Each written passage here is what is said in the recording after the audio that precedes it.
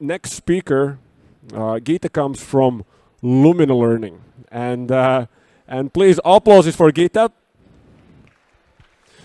So, what you're going to tell us?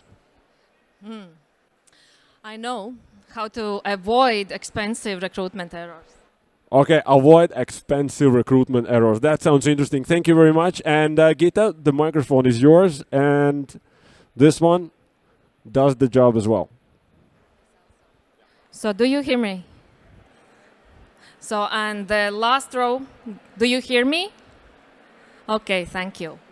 I'm just saying that I know how to avoid these expensive recruitment errors. But I think so, that I can be very useful there. From very beginning, I just, why I think so, because in my life there was two big errors in my recruitment, but I was not as a recruiter. Once I recruited to my ex-wife, so, and then I get divorced.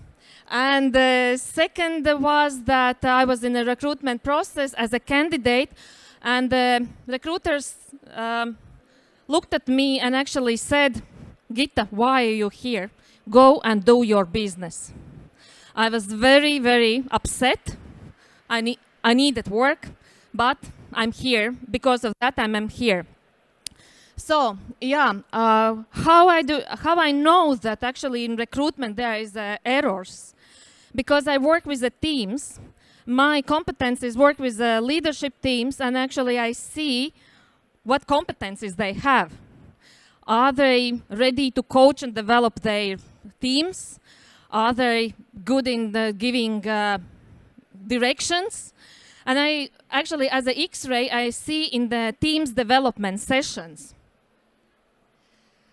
But when we move further, you can just, I think that I will hear you. What kind of valid recruitment approaches you can name now?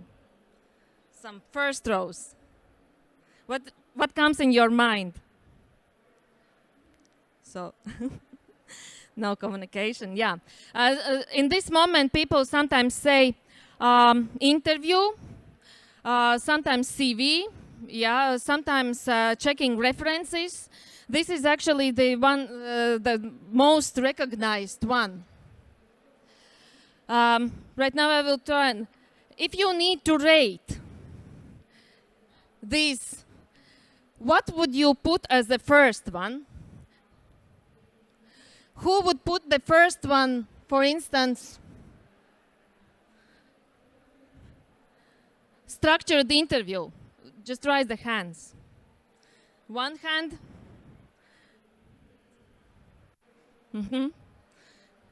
Others who thinks that actually personality is the first one. Okay. Job experience. So, okay, let's go further. Actually, the first was actually ranking according to predictive power is work sample test. If you take a recruit developer and he says that he can write a code, and if you don't ask to write a code, you can make a very big mistake.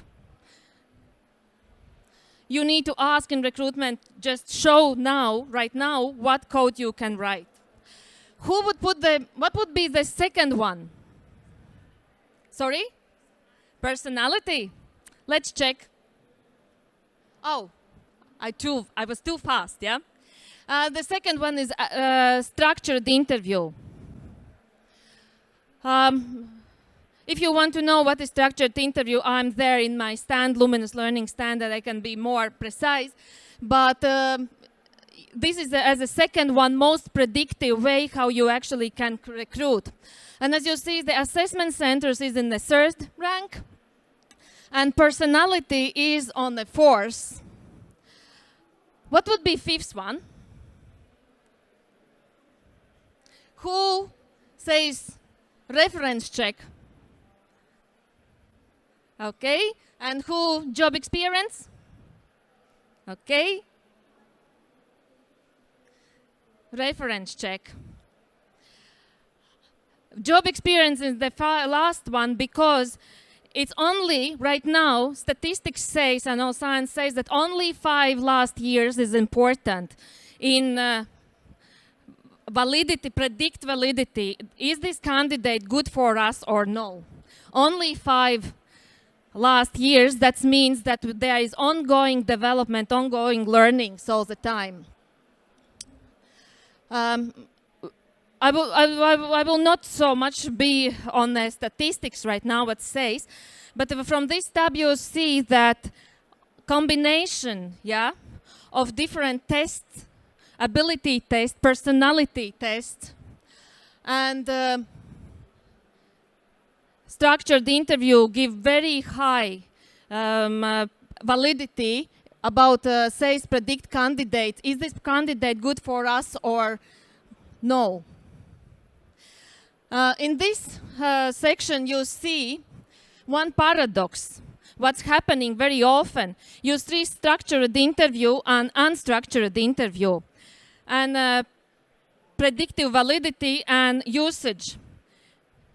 You see that very often it's choose to unstructured interview 71%, but predictive validity is very, very low, 30%. And when you see structured interview, 82, predictive validity is 62 correlation. So I'm more work with personalities, but I would say more precise with the humans, because personality is just what we see, all behavior, bunch of behaviors on the personality. This is what we see. But actually, I like to say I work with the humans. But newest science says that personality, if it's measured in a right way, actually is very good predictor of performance.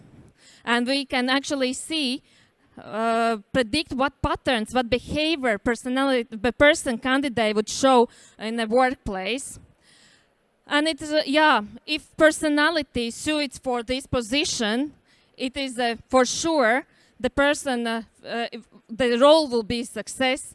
And if it's poor suit for the position, the actually performance will be very low. And actually we recognize this as a sooner or later, if performance is low, the toxic culture starts to become.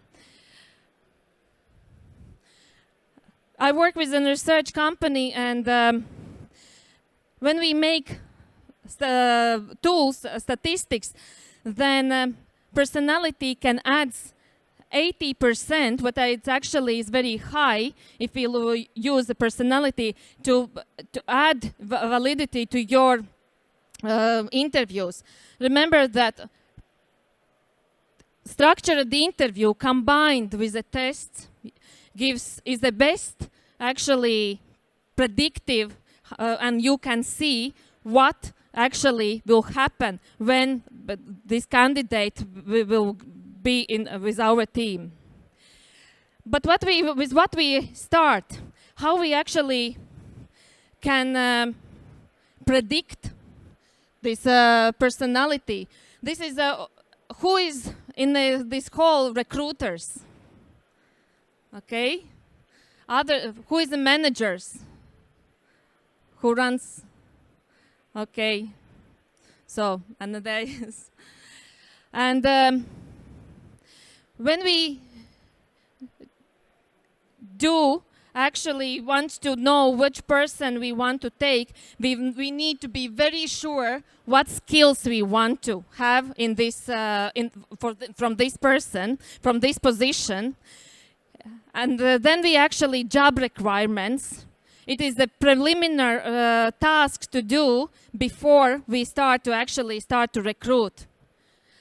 And it's very important that what behavior we expect from that candidate.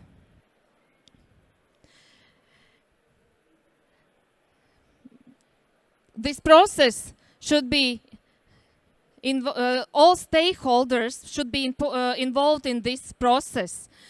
And that means that HRs, recruiters who do this work actually needs to collaborate with stakeholders. And stakeholders is not the company managers only. These are also team members. These are also line managers.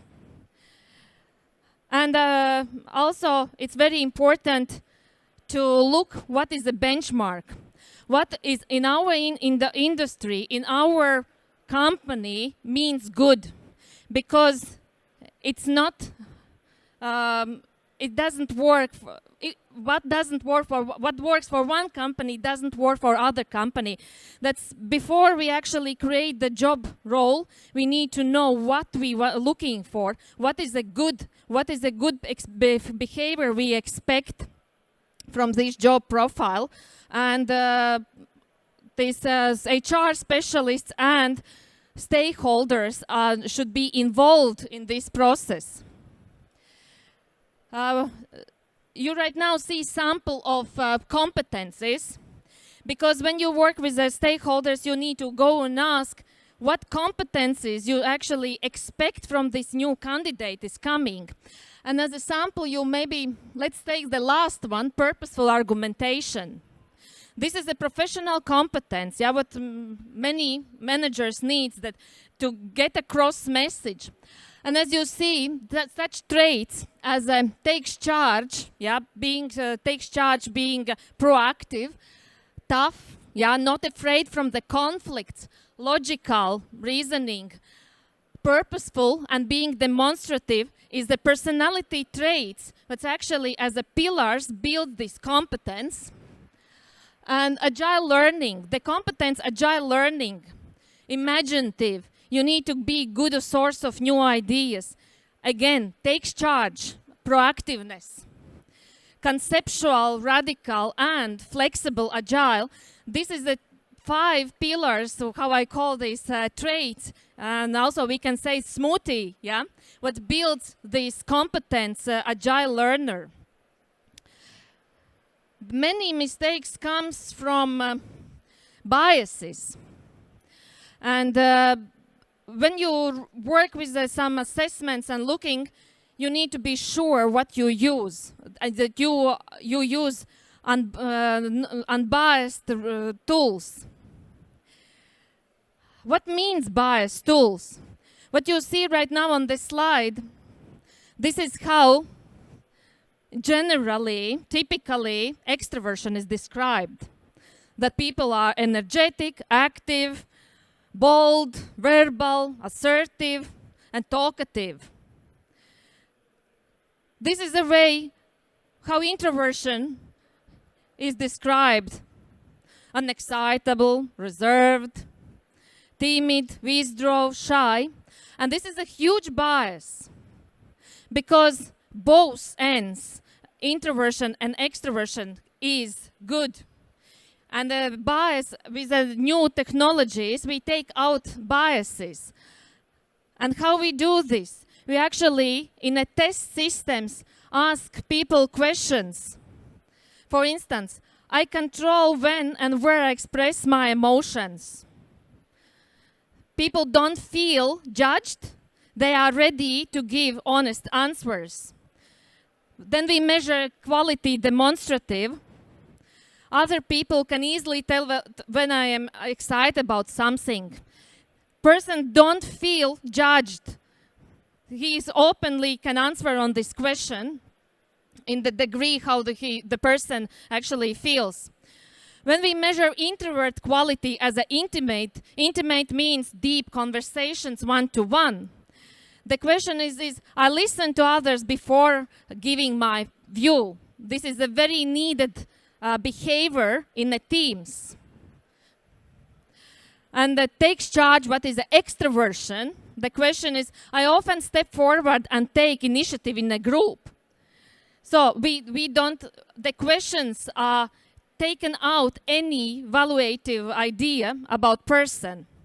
And then we measure actually also how we can predict, because we are not always on the highest levels. We have also on the minuses, weaknesses. We measure also our weaknesses, but actually we also, when we measure person's weaknesses, we are not judging person. We are asking, for instance, sometimes I'm seen as a serious and could be seen as miserable, yeah? Some people will answer totally agree, but sometimes people actually gets into deeper answer on the question, gets deeper thoughts. Maybe sometimes I'm looking that way, but the person doesn't. That is the person's choice and doesn't feel judged. Overbearing. Also, extrovertness has a exaggerated behavior, and by asking my high energy level overwhelms others. It happens. But you don't feel judged because you can remember situations, situative situations, when and how it happens. So, and we can go further. The point is actually, we measure both introversion and extroversion, what is the totally different polarities in a positive, in an effective way, and evaluating both ends as a very good. Extroverted person is as very good with their activeness. Introvert person can bring these deep listening skills into teams. And we actually show personality, not typing model. We don't type people and actually showing what is good about this person, what effective behavior we actually can expect from this candidate, and not ask from the person where a person is not good at, what doesn't come easy. I want to compare this with as an X-ray. Everybody we know that dentists have to make X-ray. And we don't ask why. It's time also to work in HRs with the X-rays. With the X-rays, what doesn't judge people, doesn't talk so much about derailers and doesn't put into, makes a diagnosis. But actually, we know that we are humans wired in we have a strength, we have a weaknesses. Some things we can do very good, some things we not so good.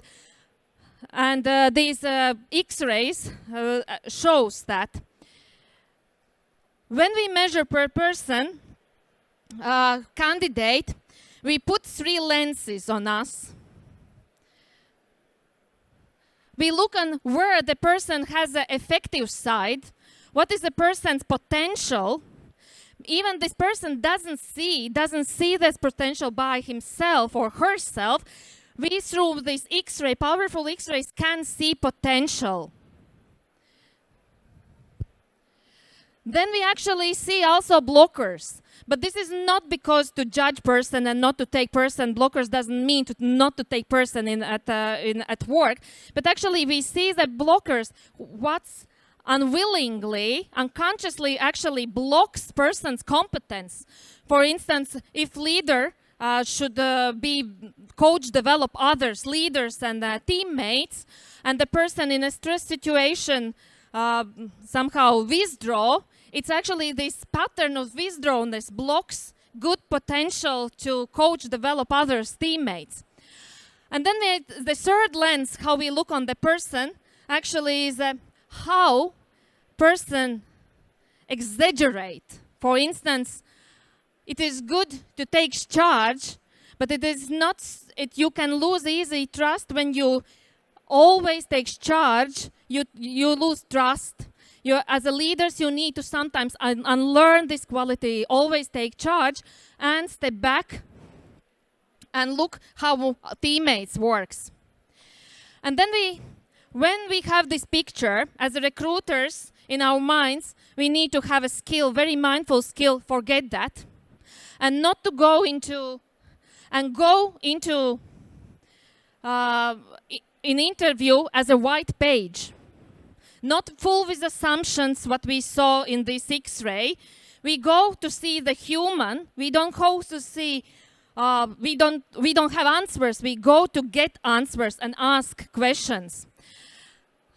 Why I'm showing this picture? Because when you see, we see the woman sitting, yeah. We seeing that woman keeps this tree in her hand. We see the blue dress. We see she's sitting on a red chair. And maybe who sees the table? Have you seen before, I said? So, yeah, with this I want to actually represent what the mindset we have to be in a recruitment process, not to make mistakes. That we look for evidences. When we see the person's potential, we don't look for faults. We look for potentials. We look for evidences, for facts. I don't say she forgot her bag at home, because I don't know. I don't say that there is a winter outside, because I don't know. Do you get this mindset? We just go into interview, look for facts, because we have an X-ray and we actually look what person, we ask smart questions and look what person answers. And when we see the evidences, then we move further. The key purpose of interview, structure this interview, is validate and actually see evidences. Not just get the right answer what I thought before interview, it's already judgment, but actually to look for evidences. Does this person represents that behavior what we have on the X-ray?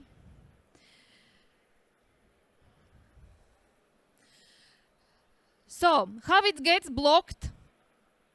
For instance, the same competence, providing directions. This is a front of our interview time. You see the person providing takes charge, tough, purposeful, structured, reliable. These are 5 pillars, but effectively we look on the person. The blockers, how person blocks providing direction, competence, and focused, emotionally stretched, conscious, obsessed, and passive. And this is we don't do especially as the humans. We are coming from different cultures. We have our perspectives on lives. It comes, how to say, naturally to us. And this is why we need to use a tool that actually takes and wires us from these habits to make judgmental predictions. So, and this is some sample from how we reducing evaluative biases. This is a sample from the system that being interpersonal attitude, some competencies, some professions need this competence, that accommodating, collaborative, empathetic, sociable, and intimate, yeah? Is these qualities what's built this being polite, what we call a very simply way, being polite as a very frontline people, actually. And but you see that the person who is answered on this questionnaire is very high on 4 qualities, but her sociable is not so high. But this doesn't matter, that is not good or bad. It's about just we see, can predict that the competence is scored on the 5. That means the person fits for this role. It comes easy. We don't say that is it person bad or good, fits or not. We're actually saying, does that competence comes easy or this takes big effort?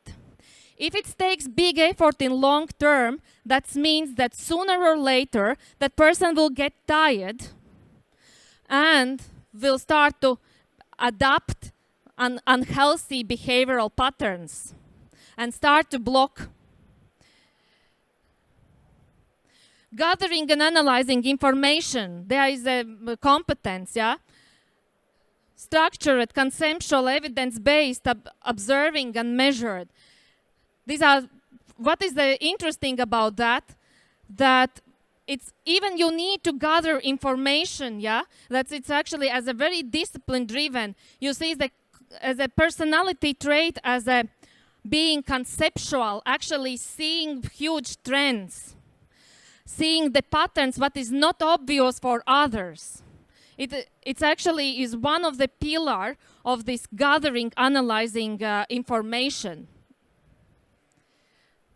and being very observing, being liking to be alone, not be stressed that they working in alone. It is what comes easy to actually perform this competence gathering and analyzing information. What we humans really need to be sure that what we see, it is not the way how it is. We can be only sure that we see, but that is not the way how it is. And this is why how it's very important to go into interviews and know that that is what I see, it is only mine. On opposite side, or my colleague who also participate in interview has a totally different perspective, and what doesn't fit to mine. And this is what we always need to be sure that we see this only of ours. When we make decision, which person, and we only look on the effective side, on the potential side, but it's very important why to look on the person's potential, that these questionnaires, what person answered, the person was very open and honest to company, and we can't use the person's answer to judge person. This is why all recruitment decisions, selection decisions, onboarding decisions should be made by potential. Of course, there is the weaknesses, and sometimes there are questions is what to do with these weaknesses. And that is a beautiful X-ray what we should do in onboarding process.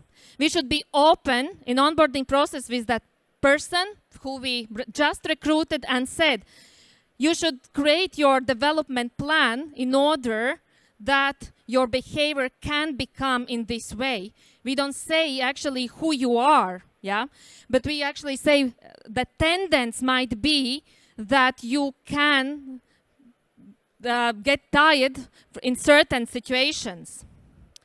And then actually this funny picture is a person can look on this person's personality picture, and that is actually as a looking in the mirror.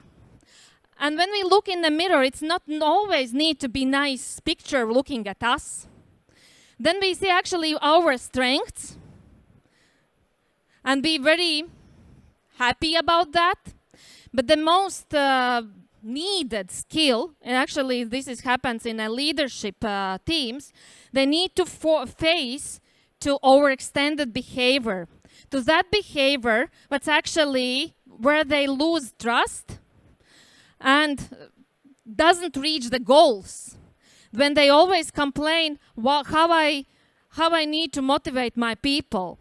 Just the first thing is actually to, on onboarding process after recruitment, to look on face to reality and see what is my actually behavior right now and what I should change in my habits in order to be the person who I was recruited. In summary, this is a summary of my presentation.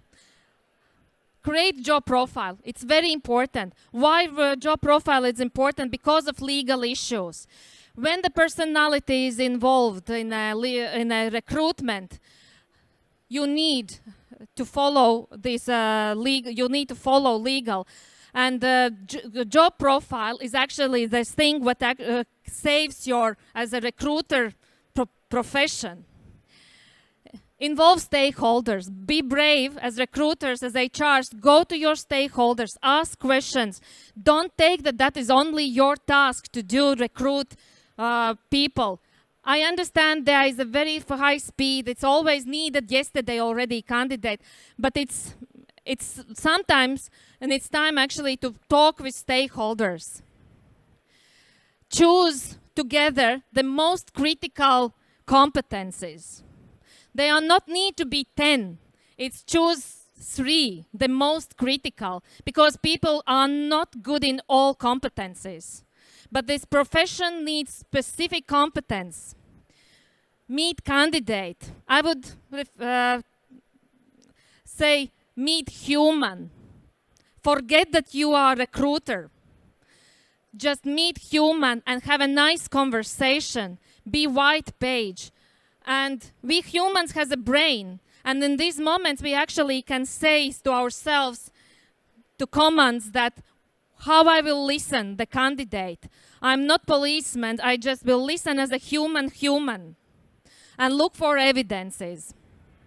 And have a great conversation and together with your stakeholders and a team make decision which candidate fits the most in our team. It doesn't mean that other candidates are not good. Actually, it sometimes happens when you later give a feedback to that candidate who you didn't take in the work, you actually the candidate will be thankful because maybe that culture is not for him, but it is not always obvious from very beginning as that was in my case when my recruiter said what I'm doing. And use this instant development. It is immediately you can actually save the company's budget. You know what to recruit because you can ask to candidate what is the first thing what you think you will recruit as that you can be fast onboarded. And in the end, I say engage people from very beginning because it's very, very difficult in the middle to find out how to engage and energize people. It needs to go very back and learn and unlearn many our personality traits. And thank you for listening. Thank you, Gita.